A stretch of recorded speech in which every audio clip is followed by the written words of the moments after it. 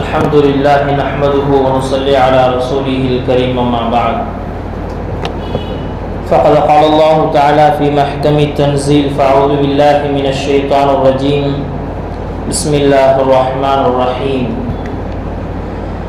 يا أيها الذين آمنوا إذا نودي للصلاة من يوم الجمعة فاسعوا إلى ذكر الله وذروا البيع صدق الله العظيم وقال نبينا عليه الصلاة والسلام أكثر الصلاة علي يوم الجمعة وليلة الجمعة فمن صلى علي صلاة صلى الله عليه عشرا أو كما قال صلى الله عليه وسلم. கண்ணியமிக்க அல்லாஹ்வின் நல்லடியார்களே, கடந்த 2 வாரங்களாக ஜும்ஆவினுடைய வரலாறு, ஜும்ஆவினுடைய சிறப்புகள் சம்பந்தமாக குர்ஆனிலும் ஹதீஸிலும் சொல்லப்பட்ட விஷயங்களை பார்த்தோம். இந்த ஜும்ஆவில் இன்ஷா அல்லாஹ் ஜும்ஆவுடைய நாளில் நாம் செய்ய இருக்கக்கூடிய, நாம் செய்ய வேண்டிய சுன்னத்துகளும் நாம் செய்ய வேண்டிய சில முஸ்தஹப்பான விரும்பத்தக்க அமல்களும் என்னவென்பதை பார்ப்போம். கண்ணியமிக்க அல்லாஹ்வின் நல்லடியார்களே, இந்த ஜும்ஆவுடைய நாள் என்று சொன்னாலே வாரத்தினுடைய தலையான நாள், அல்லாஹ்விடத்தில் ஆக பிடித்தமான நாள், அல்லாஹ் சுப்ஹானஹு வ தஆலா உலகத்தினுடைய பல்வேறு விதமான மாற்றங்களை செய்த நாள், இனி செய்யவிருக்கக்கூடிய நாள். ஜும்ஆவுடைய நாள் என்று சொன்னால் அதுதான் கியாமத்துடைய நாள் என்பதாக பல்வேறு விஷயங்கள் ஹதீஸ்களில் நாம் பார்க்கிறோம்.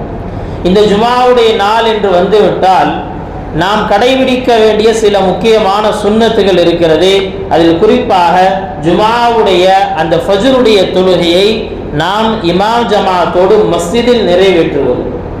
ஏனென்று சொன்னால் நபி ஸல்லல்லாஹு அலைஹி வஸல்லம் அவங்க சொன்னாங்க, அல்லாஹ்விடத்தில் ஆக சிறந்த தொழுகை எது என்று கேட்கப்பட்ட நேரத்தில் ஒரு சமயம் சொன்னார்கள், அஃலலு ஸலாத், ஆக சிறந்த தொழுகை எது தெரியுமா? ஜும்ஆவுடைய நாளில் ஃபஜ்ருடைய தொழுகை நீங்கள் ஜமாஅத்தோடு தொழுவது அல்லாஹ்விடத்தில் சிறந்த தொழுகை என்பதாக சொன்னாங்க. அதே போல ஃபஜ்ருடைய அந்த தொழுகையில் இமாமுக்கு சுன்னத் என்ன அப்படின்னு சொன்னா, ஃபஜ்ருடைய முதல் ரக்அத்தில் அலிஃப் லாம் மீம் சஜ்தா அந்த சூராவையும், 2ஆம் ரக்அத்தில் சூரத்துல் தஹர் என்று சொல்லப்படக்கூடிய 29வது ஜுஸூல் இருக்கக்கூடிய அந்த சூராவை ஓதுவது இது சுன்னத். ஆனால் இதை கட்டாயம் ஓதிய ஆகணும் அப்படிங்கிறது இல்லை. இதை அவ்வப்போது விடவும் செய்யணும்.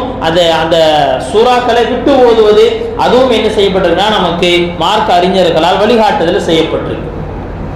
அடுத்து ஜும்ஆவுடைய நாளில் நாம் செய்ய வேண்டிய இன்னொரு காரியம் என்னன்னு சொன்னா, ஜும்ஆவுடைய நாளுக்காக அன்றைய ஃபஜ்ரு தொழுகைக்கு பிறகிலிருந்தே நம்மை நாம் தயார்படுத்திக் கொள்வது. ஃபஜ்ருடைய தொழுகைக்கு பிறகிலிருந்தே நம்மை நாம் தயார்படுத்திக் கொள்வது.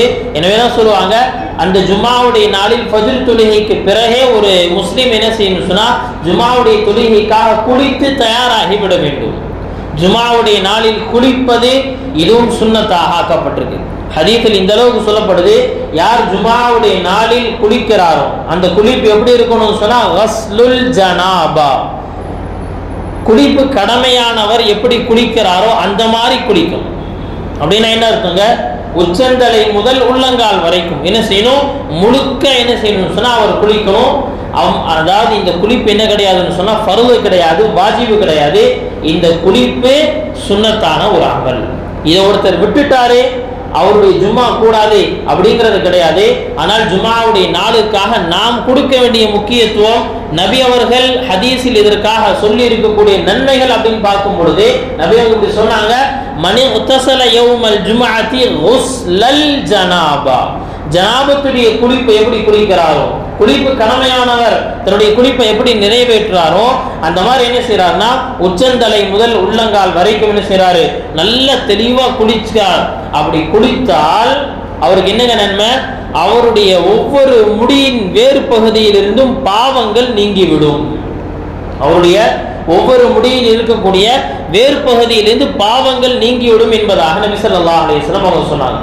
இன்னும் சில ஹதீஸ்ல இப்படி வருது, வெள்ளிக்கிழமை யார் நல்லபடியாக குளித்து தலைக்கு எண்ணெய் தேய்த்து அல்லது நறுமணம் பூசி பள்ளிக்கு வர்றாரு, பள்ளிக்கு வந்தவர் 2 பேர் ஒண்ணா உட்கார்ந்து இருக்கிறாங்க, அவங்கள தள்ளி விட்டு முன்னாடி இடம் இருக்குங்கிறக்கா என்ன செய்ய தாண்டி வராமல் அதனால தான் சொன்னாங்க ஜும்மாவில் நாம் உட்காரும் பொழுதே எப்படி உட்காரணுங்க, முன்னாடி சஃப்ல இடம் காலியாக இருந்துச்சுன்னா அதை பூர்த்தி செஞ்சுட்டு தான் உட்காரணும். ஏன், மற்றவர்கள் நம்மை தாண்டி செல்வதற்குண்டான வாய்ப்பை நாம் ஏற்படுத்தி விடக்கூடாது. 2 பேர் உட்கார்ந்து இருக்கிறாங்க, அவர்களை பிரித்து விட்டு தாண்டி செல்வது என்ன செய்யணும், ஜும்மாவிற்கு செய்யக்கூடிய ஒழுக்கமின்மை என்பதாக சொல்லப்படுது. எனவே என்ன சொல்றாங்க உலமாக்கள், நீங்க அமரும் பொழுதே என்ன செய்யணும்னு சொன்னா அந்த சஃப்புகளை பூர்த்தி செய்தவாறு அமருங்கள்.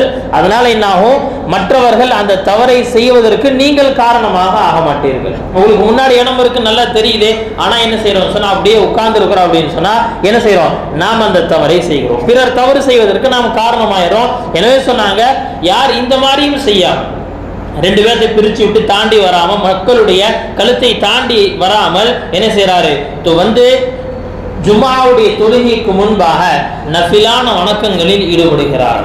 ஜும்மாவுடைய தொழுகைக்கு முன்பாக நஃபிலான வணக்கங்கள் என்ன இருக்கோ அந்த நஃபிலான வணக்கங்களில் ஈடுபட்டு எப்போ ஜும்மாவுடைய குத்துபாவிற்காக இமாம் மெம்பரில் ஏறி விட்டாரோ அதுக்கடுத்து என்ன செய்யறாருன்னு சொன்னா அமைதியோடு கேட்டு தன்னுடைய ஜும்மா தொழுகை நிறைவேற்றினால் இந்த ஜும்மாவிலிருந்து கடந்த ஜும்மா வரைக்கும், போன வாரத்திலிருந்து இந்த வாரம் வரைக்கும் இடையில் நடந்த எல்லா பாவங்களையும் அல்லாஹு தஆலா மன்னித்து விடுகிறார்.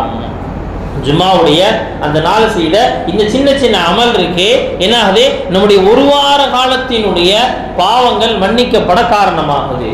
இந்த ஒரு வார காலத்துல செய்த அந்த பாவங்கள் அல்லாஹ் தஆலா மன்னிக்கிறானே, இது எந்த பாவம் அப்படின்னு வரும் பொழுது உலமாக்கள் தெளிவா சொல்றாங்க, நாம் செய்த சிறு பாவங்களை அல்லாஹ் தஆலா மன்னிக்கிறான், பெரும் பாவங்களை அல்லாஹ் தௌபா இல்லாமல் மன்னிப்பதில்லை. பெரிய பாவத்தை செஞ்சுட்டோம் அல்லாஹ் என்ன செஞ்சா தொழுதா மன்னிச்சிடும் அப்படிங்கிறது இல்லை.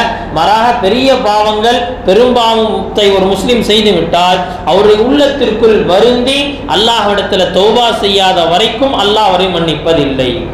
இன்னொரு ஹதீஸ்ல வருது, யார் இந்த வெள்ளிக்கிழமை ஆரம்பத்திலிருந்து என்ன செய்யறாரு, ஜும்மாவுக்காக தயாராகி சீக்கிரமாக மஸ்ஜிதுக்கு வந்து என்ன செய்யறாரு, இமாமுக்கு நெருக்கமாக உட்கார்றாருன்னு சொன்னா அவருடைய ஒவ்வொரு எட்டிற்கும் ஒரு வருடம் நோன்பு வைத்த, ஒரு வருடம் இரவில் நின்று வணங்கிய நன்மையை அல்லாஹ் தஆலா கொடுக்கிறான். ஒவ்வொரு எட்டிற்கும் நம்ம யோசிச்சு பாருங்க, நம்ம வீட்டிலிருந்து நடந்து வரும் பொழுது எத்தனை எட்டுக்கள் நம்முடைய மஸ்ஜிதுக்காக ஆகுது. சும்மா கணக்கு போட்டு பார்த்தோம்னா என்ன ஆகும், கிட்டத்தட்ட எப்படியும் ஒரு 500-600 எட்டுக்கள், கொஞ்சம் தூரமா இருந்தா 1000 எட்டுக்கள், இப்படி என்ன ஆகும் சொன்னா அதனுடைய எண்ணிக்கை கூடும், அதனுடைய எண்ணிக்கை கட்டாயம் கூடும். நாம யோசிச்சு பார்க்கணும், ஜும்மாவுக்காக அடியெடுத்து வைக்கும் பொழுது இந்த ஒவ்வொரு எட்டிற்கும் அல்லாஹ் தஆலா என்னுடைய பாவத்தை மன்னிக்கிறார். ஒவ்வொரு எட்டிற்கு பகரமாக அல்லாஹ் என்ன செய்யறான், ஒரு வருடத்தினுடைய அமலை அல்லாஹ் தஆலா எனக்கு கொடுக்கிறான். என்ன நன்மைங்க, ஒரு வருடம் முழுக்க நோன்பு வைச்சா என்ன நன்மையோ, ஒரு வருடம் முழுக்க இரவில் நின்று வணங்கினால் என்ன நன்மையோ அந்த நன்மைகளை அல்லாஹ் தஆலா கொடுக்கிறான். நிமிக் அல்லாஹ்வின் நல்லடியார்களே, நாம் செய்த சின்ன ஒரு முயற்சி, ஜும்மாவுடைய நாளுக்காக நாம் கொடுத்த முக்கியத்துவம் அல்லாஹ் தஆலா என்ன செய்யறானா, பாவத்தை மன்னிக்கிறார், நம்முடைய அந்தஸ்துகளை உயர்த்துகிறார், இன்னும் எவ்வளவு விஷயங்கள். நிமிக் அல்லாஹ்வின் நல்லடியார்கள் அதே போல சொன்னாங்க, ஜும்மாவுடைய நாள் சிறந்த ஆடையை அணிவது, சிறந்த ஆடையை அணிவது. நபி ஸல்லல்லாஹு அலைஹி வஸல்லம் அவங்க சொன்னாங்க, உங்களில் இதற்கு சக்தி இல்லாதவர் யார் இருக்க முடியும், இதோட நீங்க செஞ்சுக்கலாமே அப்படின்னு கேட்டு சொல்றாங்க. ஜும்மாவிற்கென என்ன செய்யுங்கன்னா தனி ஆடையை வாங்கி அதை ஜும்மாவிற்காக மட்டுமே பயன்படுத்துங்க. இது எப்ப சொல்றாங்க, சஹாபாக்கள் எல்லாமே அந்த வேலை செஞ்ச அந்த ஆடையோட வந்து ஜும்மாவில் நிக்கிறாங்க, பாக்குறாங்க நபி அவங்க ஜும்மாவுடைய அந்த தொழுகைக்கு உண்டான முக்கியத்துவம் இது இல்லை, சொல்றாங்க ஜும்மாவிற்கான தனி ஆடை உங்களால் முடிந்தால் வாங்குங்க, ஜும்மாவுடைய நாளுக்குன்னு தனி ஆடை முடிந்தால் வாங்குங்க. காரணம் என்ன, ஜும்மாவினுடைய முக்கியத்துவம், ஜும்மாவினுடைய முக்கியத்துவம். பள்ளிக்குள்ள வரும் பொழுதே நம்முடைய பெயர்களை எல்லாம் என்ன செய்யறானா, வெளியில வாசல்ல மலக்குகள் நின்று எழுதி கொண்டே இருக்கிறாங்க, மலக்குகள் நின்று எழுதி கொண்டே இருக்கிறாங்க. நிமிக் அல்லாஹ்வின் நல்லடியார்களே, அதனால சொன்னாங்க, எவ்வளவு சீக்கிரமாக நீங்க வருவீர்களோ அவ்வளவு சீக்கிரம் மலக்குகளுடைய பட்டியலில் என்ன உங்களுடைய பெயர் இருக்கே ரொம்ப முன்னாடி இருக்கும், உங்களுடைய பெயர் என்ன இருக்கும் கொஞ்சம் முன்னாடி இருக்கும். அதனால ரொம்ப சீக்கிரமாக மஸ்ஜிதுக்கு வர வேண்டும் என்பதாக நமக்கு வலியுறுத்தப்பட்டிருக்கு. அதுக்கடுத்து சொன்னாங்க, நாம ஜும்மாவுடைய நாள் ஒன்னே நறுமணம் பூசணும், அல்லது என்ன செய்யணும் சொன்னா நம்ம எண்ணெய் தேய்த்து நம்ம என்ன செய்யணும் சொன்னா அலங்காரப்படுத்தி கொண்டு மஸ்ஜிதுக்கு வாருங்கள். நம்மளை அழகுபடுத்தி கொண்டு நாம என்ன செய்யணும், மஸ்ஜிதுக்காக வரணும். நமக்கு பக்கத்தில் இருக்கிறவங்க வெறுக்கக்கூடிய அளவுக்கு நம்முடைய ஆடைகளோ நம்முடைய அலங்கோலமான நிலைகளோ எதுவுமே இருக்கக்கூடாது. அதே போல சொன்னாங்க, ஜும்மாவுடைய நாள் ஜுமாவிற்கென தனியாக மிஸ்வாக் செய்வதற்கு இது தனி சுன்னத்தாக சொல்லப்பட்டது. ஹதீஸ்ல ஜுமாவை பற்றி பேசிட்டு வரும்போது நபி என்ன செய்வாங்க, ஒஸ்தாக்க ஜுமாவுடைய நாளுக்காக தனியா என்ன செய்யறாருன்னு சொன்னா அவர் மிஸ்வாக் செய்யறார். ஜுமாவுக்காக தனியா மிஸ்வாக் செய்யறாருன்னு சொன்னால் அதற்கும் நன்மை வழங்கப்படுகிறது. கண்ணியமிக்க அல்லாஹ்வின் நல்லடியார்களே, இதுவெல்லாம் நாம நடைமுறையில சாதாரணமாக செய்யக்கூடியதா. ஜுமாவுடைய நாளா குளிக்கிறதாகட்டும், நல்ல ட்ரெஸ்ஸா அணிகிறதாகட்டும், அதே போல அத்தர் பூசிக்கிறது அல்லது என்ன அப்படின்னு சொன்னா எண்ணெய் பூசிக்கிறது, இது எல்லாமே நம்ம நார்மலா செய்யறது தான். ஆனால் ஜுமாவுடைய நாள் நாம் இதை செய்யும் பொழுது நம்முடைய உள்ளத்தினுடைய நியத்து என்ன, நம்முடைய உள்ளத்தினுடைய நியத்தை வைத்துதான் நமக்கு கூலி.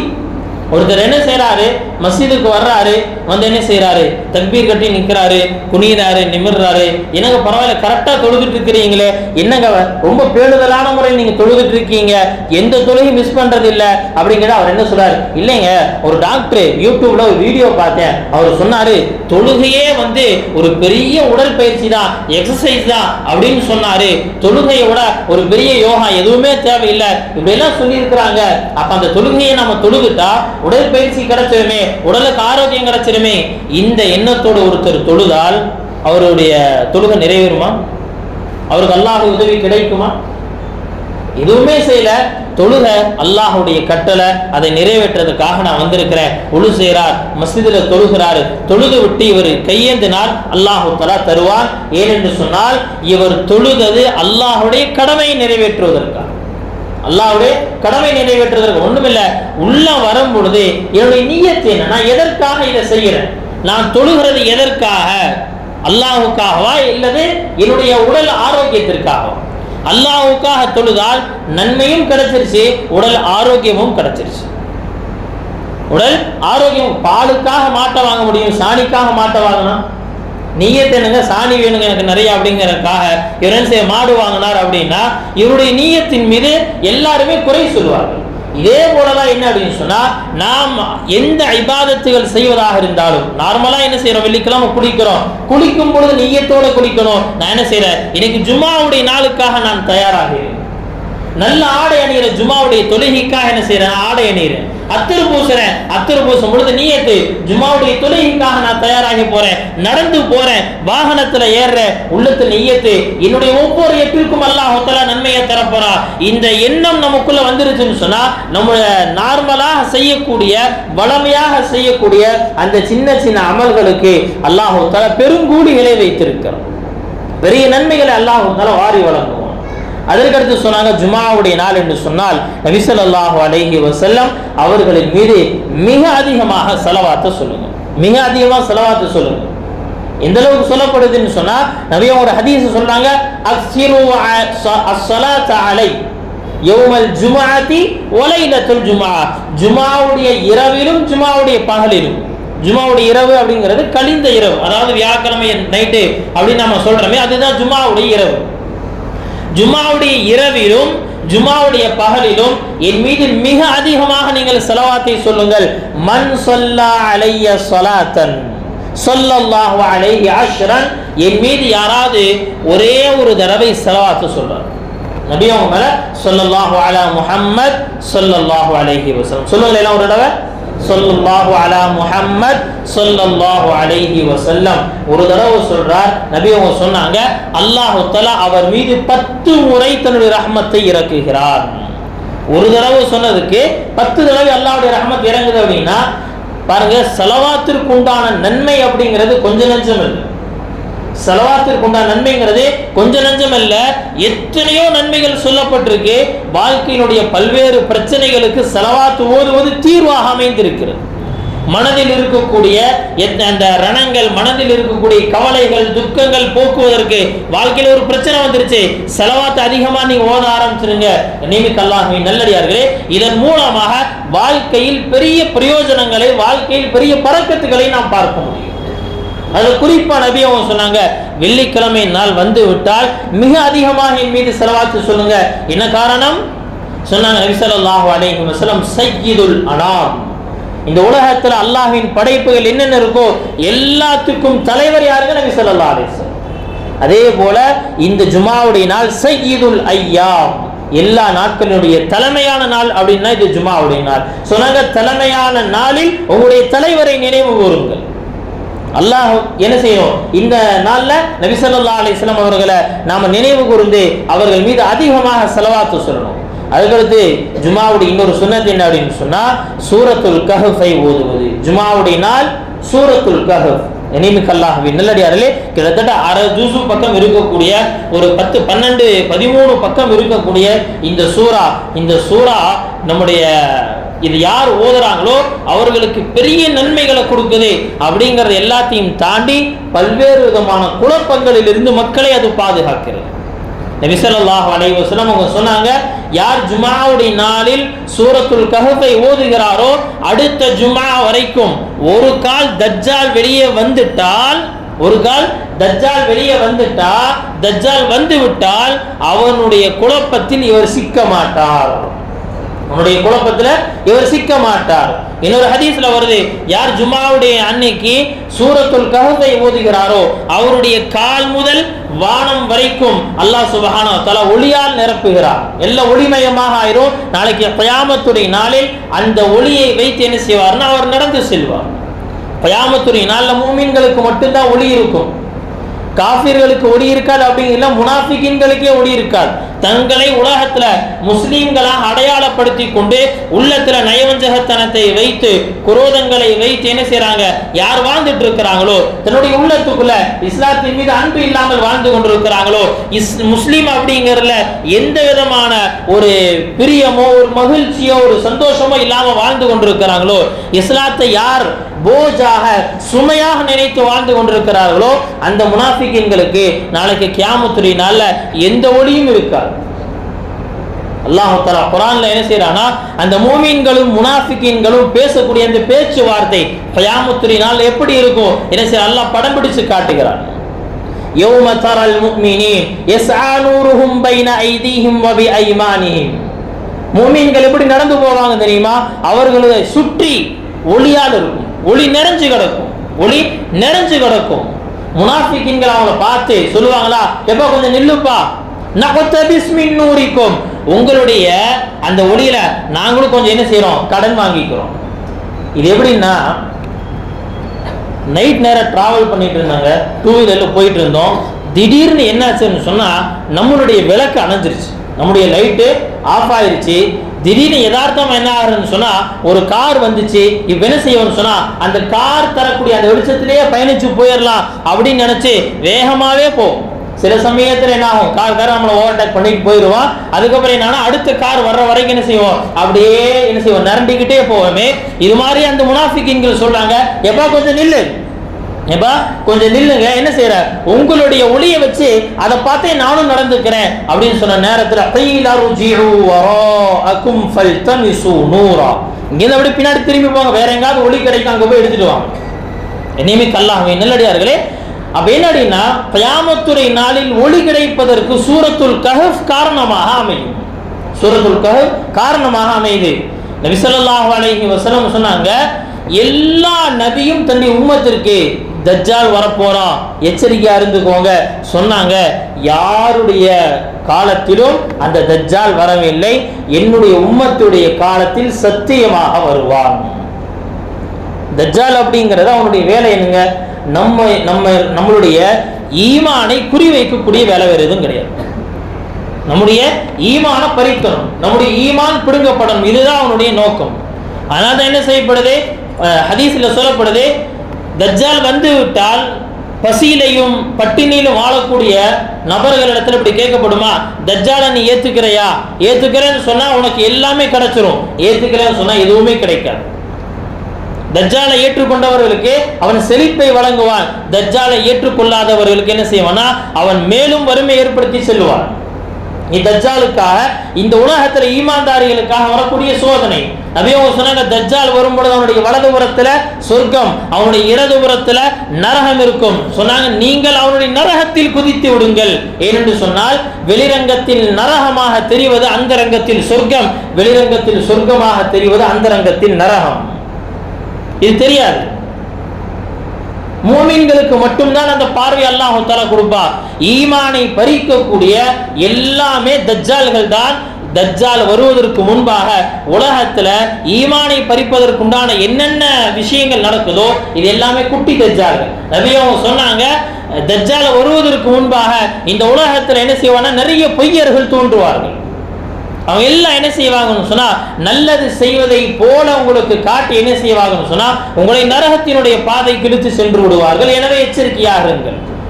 அப்ப சொன்னாங்க நபி ஸல்லல்லாஹு அலைஹி வஸல்லம், யார் சூரத்துல் கஹ்ஃபினுடைய முதல் 10 ஆயத்துக்களை மனனம் செய்து கொள்கிறாரோ அவர் தஜ்ஜாலுடைய குழப்பங்களிலிருந்து பாதுகாக்கப்படுவார். இன்னும் சுருக்கி சொன்னாங்க, முழு சூரா ஓத முடியல, 10 ஆயத்தை மனப்பாடம் பண்ண முடியல.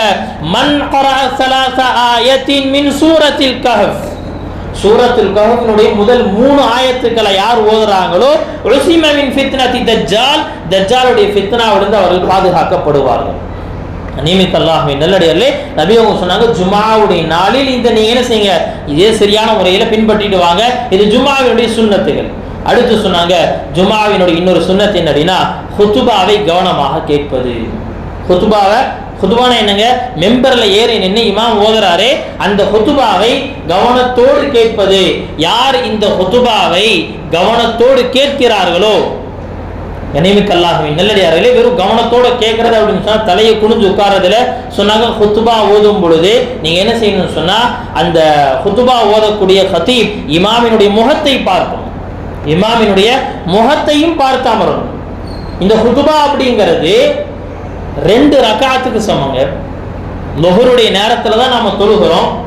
தினம் லுஹர் தொழுதுட்டு வந்த நாம என்ன செய்யறோம் சொன்னா வாரத்துல ஒரு நாள் 4 ரக்காத்துக்கு பதிலாக 2 ரக்காத் தொழுகிறோம். இன்னொரு 2 ரக்காத்தினுடைய அந்த நன்மை அல்லாஹ் தஆலா ஹுதுபாவில் மறைத்து வைத்தார்.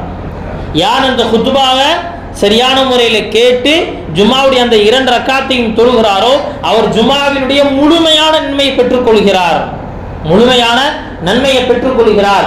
யார் அந்த ஹுதுபாவை கேட்கவில்லையோ அவர் ஜும்ஆவினுடைய முழு நன்மை பெற்றுக்கொள்வதில்லை. நீங்க நாம பார்க்கிறோம், ஜும்ஆவுக்கு வரக்கூடிய ஒரு பெரிய கூட்டம் என்ன செய்யனா ஹுதுபா ஓதும் பொழுதோ அல்லது ஹுதுபா முடிந்த பிறகோ அல்லது தொழுகை ஆரம்பித்த பிறகோ வந்து கொண்டிருக்கு. இவர்கள் ஜும்ஆவினுடைய முழு நன்மையை பெற்றுக்கொள்ள மாட்டார். ஜும்ஆ தொழுக கூடிய இவருடைய கடமை நீங்கிருச்சு, வந்துட்டாருங்க அவ்வளவுதான். என்ன செய்வாங்க, இவருக்கு ஹாசிரி போடப்பட்டோம். ஆனால் ஜும்ஆவினுடைய முழு நன்மையும் ஜும்ஆவினுடைய முழு பரக்கத்தையும் அவர் அடைந்து கொள்ள முடியாது. அதே போல சொன்னாங்க, ஹுதுபா நடக்கக்கூடிய நேரத்துல எப்படி இருக்கணும், நபி அவங்க சொன்னாங்க, இதா குல்த லி ஸாஹிபிக அன்சித் யௌமல் ஜும்ஆ வல் இமாம் யக்தும்.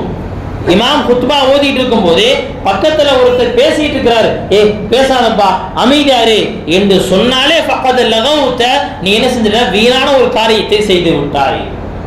வீணான ஒரு காரியத்தை செஞ்சிட்ட. பக்கத்தில் உட்கார்ந்து பேசியவரை என்ன செய்யாதீங்க, பேசாதீங்கன்னு கூட சொல்லாதீங்க. ஹுதுபா நடக்கக்கூடிய நேரத்தில் கவனத்தோடு என்ன செய்யணும் சொன்னா இருக்கணும். பேசினால் நம்முடைய ஹுதுபாவினுடைய நன்மையை நாம் இழந்து விடுவோம். 2 ரக்காத்துக்கு சமமான இந்த இடத்துல தொழுகையில தக்பீர் கட்டி நின்று முதல் 2 ரக்காத்துல பக்கத்தை யாரா நிக்கலன்னா பாய் பக்கத்தை வந்து நீங்கன்னு சொல்ல போறோமா அல்லது பாய் விளையாடாதீங்கன்னு சொல்ல போறோமா, எதுவுமே சொல்ல மாட்டோம். தொழுகையில் எப்படி அமைதி அவசியமோ அதே போல ஹுதுபாவிலும் அமைதி அவசியம். ஹுதுபாவில அமைதி அவசியம். அதே போல என்ன செய்யணும்னு சொன்னா ஹதீப் இமாமினுடைய முகத்தை பார்ப்பது, இமாமினுடைய முகத்தை பார்ப்பது.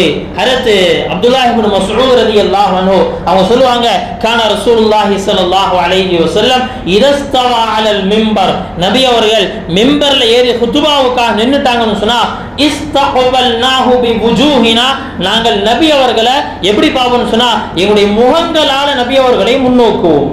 எல்லாத்துடைய கவனமும் என்ன ஆகுதுங்க, அப்படியே முகத்தை தூக்கி நபியவங்களை பார்த்துட்டு இருப்பாங்க, முகத்தை தூக்கி நபியவங்களை பார்த்துட்டு இருப்பாங்க. நியமிக்க அல்லாஹ்வின் நல்லடியார்களே, இன்னைக்கு என்ன ஆகுது, ஹுதுபாவுக்கா மெம்பர்ல ஏறிட்டா அப்படியே தலைக்கீழ போயிருக்கு. ரொம்ப ஆழ்ந்து கவனிக்கிறோம் அப்படிங்கிற பேர்லயோ அல்லது வேற ஏதாவது ஒரு நோக்கத்தில் என்ன ஆகுதுன்னு சொன்னா தலை கீழே குனிஞ்சிருது. ஆனா அசல் சுன்னத் என்ன, இமாம் ஹுதுபா ஓதும் பொழுது, ஹதீப் ஹுதுபா செஞ்சு கொண்டிருக்கும் பொழுது, மெம்பரை நின்று கொண்டிருக்கும் பொழுது எல்லாத்துடைய பார்வையும் அவர்களை நோக்கிதான் இருக்கும், எல்லாத்துடைய பார்வையும் அவர்களை நோக்கிதான் இருக்கணும். இது ஜும்ஆவினுடைய சுன்னத்துகள், ஜும்ஆவினுடைய ஒழுக்கங்களில் கட்டுப்படும். நியமிக்க அல்லாஹ்வின் நல்லடியார்களே, இப்படி மிம்பர்ல ஏறி நின்று இமாம் ஹுதுபா ஓதும் பொழுது நம்ம முகத்தை இமாமை பார்க்கிறோமே, இதை என்ன செய்வாங்கன்னு சொன்னா அழகா சொர்க்கத்தினுடைய ஜும்ஆவோடு ஒப்பிட்டு காட்டுவார்கள் நம்முடைய உலமாக்கள். இப்படி உலகத்துல ஜும்ஆவுடைய நாள் இருக்கோ இதே போல சொர்க்கத்திலும் ஜும்ஆவுடைய நாள் இருக்கு. சொர்க்கத்தினுடைய ஜுமாவுடைய நாளுக்கு பேரு யௌமுல் மஸீத். யௌமுல் மஸீத். யௌமுல் மஸீத்னா என்னங்க? இன்னைக்கு நிறைய வாரி வாரி வழங்கக்கூடிய நாள் ஜும்மா. அதாவது சொர்க்கத்தில் ஜும்மாவுடைய நாள் வந்துருச்சு, அறிவிப்பு செய்யப்பட்டுருச்சு. இப்போ என்னங்க செய்வாங்க? ஜும்மாவுடைய தொழுகைக்கு, அதாவது ஜும்மாவுக்கு வருவதற்கு முன்பாக, அன்றைக்கு ஜும்மானா என்னங்க? அந்த ஜும்மா அப்படிங்கிறது தொழுகையெல்லாம் கிடையாது, அல்லாஹ்வை நேரடியாக பார்த்து வருவது, அவ்வளோ. அல்லாஹ்வை நேர்ல பார்க்கிறது. எந்த ரப்ப காலம் முழுக்க நாம அல்லாஹ் அல்லாஹ் சொல்லிட்டு இருந்தோமோ, எந்த ரப்புக்கு முன்பாக நாம சஜிதா செஞ்சு கொண்டிருந்தோமோ, எந்த ரப்புடைய காபாவை கட்டி பிடிச்சு முத்தம் கொடுத்துட்டு கொண்டிருந்தோமோ, அந்த ரப்பை நாம் சந்திக்கக்கூடிய நாள் ஜும்மாவுடைய நாள். நிமிக் அல்லாஹ்வின் நல்லடியார்களே, சொர்க்கவாசிகள் காலையில் எப்படி ஒருத்தர் நிக்காவுக்காக தயாராகிறாரோ அது மாதிரி என்ன செய்யணும்? புதுமா பிள்ளை போல தயாராகுவாங்க. அங்க ஒரு கடைவீதி இருக்கும். அது என்னங்க கடைவீதி? போனா நமக்கு அழகான முகத்தை மாத்திக்கலாம், கையை மாத்திக்கலாம், கண்களுடைய அழகை மாத்திக்கலாம், உதவியினுடைய அழகை மாற்றிக்கொள்ளலாம், முடியினுடைய அழகை மாற்றிக்கொள்ளலாம். எடுத்து இப்படி ஃபிட் பண்ணா போல வளர அப்படியே என்ன இன்ஸ்டால் ஆயிரும் நம்முடைய உடம்போடு. இன்னொரு இந்த கண்ணு வேணாம், வேற கண்ணு வேணும், அல்லது கண்ணில் இருக்கக்கூடிய அந்த கருவியில் இந்த கலர்ல இருந்தா நல்லா இருக்கும் அப்படின்னா, இன்னைக்கு உலகத்துல லட்சங்கள் செலவாகுது. அந்த கடைவீதியில எடுத்து என்ன செய்யறோம்? கண்ணை மாட்டிட்டா போதும், அது என்ன ஆட்டோமேட்டிக்கா அது ஒர்க் ஆக ஆரம்பிச்சிடும். நிமிக் அல்லாஹ்வின் நல்லடியில் இப்படி என்ன செய்வாங்க? இவர்கள் தயாராகி கொண்டு என்ன செய்வாங்க? ஜும்மா யௌமுல் மஸீத் அன்று நிர்ணயிக்கப்பட்ட அந்த இடத்துக்கு, அந்த லொகேஷனுக்கு வருவாங்க. அந்த லொகேஷன் எப்படி இருக்கும்? ஹதீஸ் சொல்லப்படுது, அப்படியே ஆத்து ஓரத்துல என்னன்னு சொன்னா, அப்படி நிறைய நிழலுக்கு கீழே என்ன செய்யப்படுனா, ஒளியால் ஆன மிம்பர்களும் ஒளியால் ஆன அந்த நாற்காலிகளும் லைனா போடப்பட்டிருக்கும். ஒளியிலான மிம்பர்கள், ஒளியாலான நாற்காலிகள் போடப்பட்டிருக்கும். முதல் வரிசையில நபிமார்கள், இரண்டாவது வரிசையில யார் உட்காருவாங்க? சித்தீகீன்கள், மூணாவது வரிசையில சுஹதாக்கள், நாலாவது வரிசையில சாலிஹீன்கள். இப்படி என்ன செய்வாங்கன்னா எல்லாம் லைனா உட்கார்ந்து இருப்பாங்க. முதல்ல தாவூத் அலைஹிஸ்ஸலாம் ஜபூருடைய வேதத்தை ஓதுவாங்க. ஜபூருடைய வேதத்தை தாவூத் அலைஹிஸ்ஸலாம் ஓதினால் உலகத்தினுடைய மலைகளும் கூட ஆடி அசையும் என்பதாக சொல்லப்படும். அதற்கடுத்து நபி ஸல்லல்லாஹு அலைஹி வஸல்லம் குர்ஆனை ஓதி காட்டுவார்கள். அதற்கு அடுத்து அல்லாஹ் சுப்ஹானஹு வ தஆலா சூரா யாசீனை ஓதுவான். சில ரிவாயத்துகள்ல சூரத்துல் அன்ஆமை ஓதுவான். வேறு சில ரிவாயத்துகள்ல சில சூறாக்கள் சொல்லப்பட்டிருக்கனால உலமாக்கள் முழுசா சொல்றாங்க, அல்லாஹ் முழு குர்ஆனையும் ஓதி காட்டுவான். அல்லாஹ் குர்ஆனை ஓதுனா எவ்வளவு நல்லா இருக்கும். எந்த ரப்பு குர்ஆனை நமக்காக இறக்குறானோ அந்த ரப்பு குர்ஆனை நமக்காக ஓதி காட்டுவான். இதுதான் சொர்க்கத்தினுடைய ஜுமாவுடைய நாள்.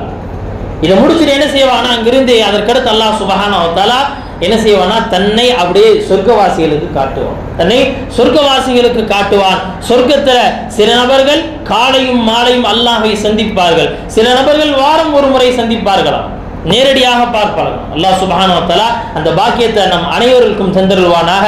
காரி தய்யிப் ஸார் ரஹ்மத்துல்லாஹி அலைஹி சொல்லுவாங்களா, ஒரு முஃமின் ஜும்மாவுடைய நாளில் ஜும்மாவுக்காக தரக்கூடிய அந்த முக்கியத்துவம், ஜும்மாவுக்காக கிளம்பி அப்படியே எவ்வளவு நெருக்கமாக மெம்பருக்கு பக்கத்துல, இமாமுக்கு பக்கத்துல வந்து உட்கார்றாரோ இதே அளவுக்கு நெருக்கத்தோடு நாளைக்கு கியாமத்துடைய நாளில் அல்லாஹ்வுடைய யௌமுல் மஸீத் என்று சொல்லப்படக்கூடிய சொர்க்கத்தினுடைய ஜும்மாவுடைய நாளில் அவர் அல்லாஹ்வுக்கு நெருக்கமாக அமர்வார் என்பதாக சொல்லுவாங்க. அல்லாஹ் சுப்ஹானஹு வ தஆலா உலகத்தில் வாழக்கூடிய எல்லா நாட்களும் நாம் ஜுமாவுடைய தொழுகைக்கு முக்கியத்துவம் தந்தவர்களாக, ஜுமாவுடைய தொழுகைக்கு விரைந்து வந்தவர்களாக, மிக நெருக்கமாக நாம் அமர்ந்து நாம் நாளைக்கு கியாமத்துடைய நாளில் சொர்க்கத்தினுடைய ஜுமாவிலும் அல்லாஹ்வை மிக நெருக்கமாக பார்க்கக்கூடிய பாக்கியத்தை நம் அனைவருக்கும் தந்தருள்வானாக.